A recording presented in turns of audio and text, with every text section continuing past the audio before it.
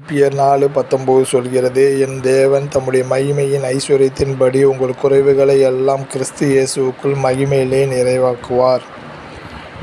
மகிமையில் அல்ல, தேவன் இப்பொழுதே நம்மை நிறைவாக்க வல்லவராய் இருக்கிறார். ஈசாக்கு ஐசுவரியவானாகி வர விருத்தியடைந்து மகா பெரியவனானான்.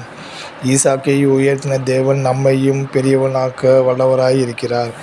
தேவனே இந்நாளில் உனக்கு இருக்கிறது போல ஐசுவரியத்தை சம்பாதிக்கிறதற்கான பலனை உனக்கு கொடுத்திருக்கிறார். பூமியின் சகல ராஜாக்களை பார்க்கிலும் ராஜாவாகிய சாலமோன் ஐசுவரியத்திலும் ஞானத்திலும் சிறந்தவனாய் இருந்தான். அவனை உயர்த்தின தேவன் நம்மையும் உயர்த்துகிறார். ஐசுவரியும் கனமும் உம்மாலே வருகிறது. தேவரீர் எல்லாவற்றையும் ஆளுகிறவர். உம்முடைய கரத்தினாலே சத்துவமும் வல்லமையும் உண்டு.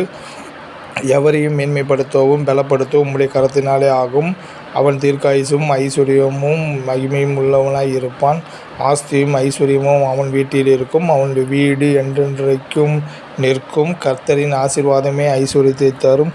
கர்த்தர் அதனோடே வேதனையை கூட்டார். இப்படி வேதனை இல்லாத காரியத்தில் நம்மை உயர்த்த வல்லவராய் இருக்கிற தேவன் தாமே நம்மை ஐசுவரியனாக்குவாராக.